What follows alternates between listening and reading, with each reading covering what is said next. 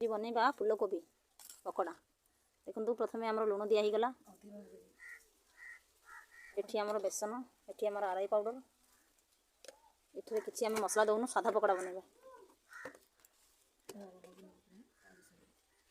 देखो बर्तमान पड़ा हलदी गुंड,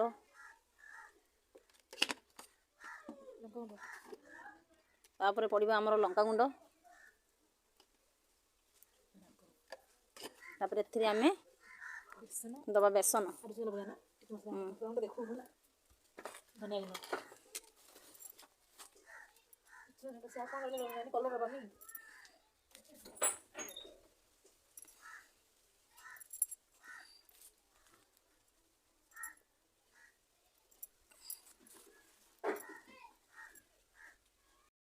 बर्तमान आमे पकेबा आरारू पाउडर,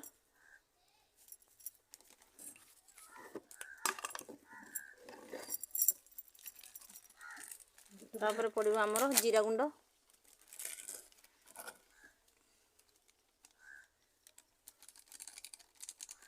सबुठ अल्प अल्प नवा कहीं आमको ये सादा पकोड़ा करार अच्छी, अधिक मसला जमा भी नबानी। यहाँ आम आड है बर्तमान धनिया गुंड, ये बिना अदा रसुन रे बनैबा कोबी पकोड़ा।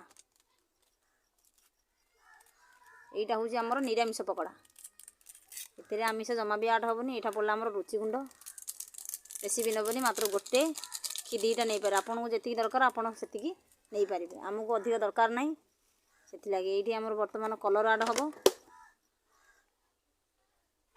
एमती कर गोलिकी छाड़े से भल से कलरटा लगे। तापर आपको भल भाव में मिसईदेवे।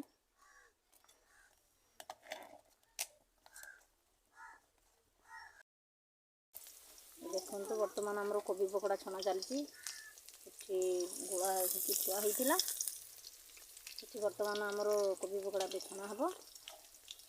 आज आम खावाई बेसी इच्छा है कोबी पकोड़ा, से लगी आम आज पकोड़ा छाणुचे।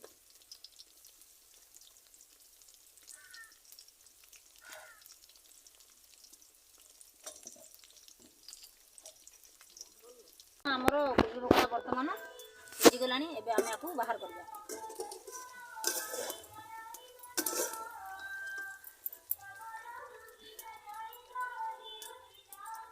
ये आमर बर्तमान पत्रकोबी चली, पत्रकोबी ये आमर गोला होगी थुआ होती, ये आम फूलकोबी की आम छाणीदेलु। तापर ए बर्तमान आमर पत्रकोबी छाणीबा, ताकू भी देखा, ताकू भी टेस्ट करवा सी भी केमी लगुच।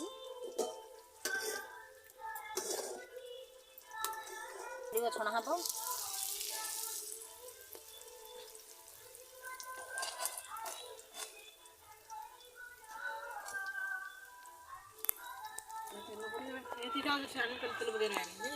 बर्तमान आमर ए तेल कम अच्छी, से लगे आम अल्प पकाचु कि कहीं आम बर्तमान तेल पकईनु, किंतु यही माने कोबी पकोड़ा पकईला तेल पकईले से भल आसबनी, से आम जी पकईलु ये संपूर्ण बाहर कराला आम कढ़ई पुणी तेल पकईबा।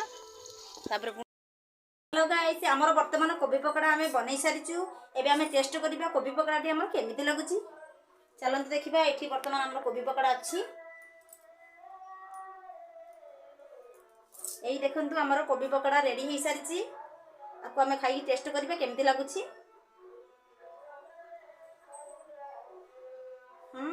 बहुत बढ़िया लगी, आपण मानक भी भल लगुच, मत आशा कर आपण मानक बहुत भल लगी। वीडियोटी जदि मोर भल लगी, ए गरीब गाँवली झील को गोटे लाइक शेयर कमेंट करने को जमा भी भूलबनी।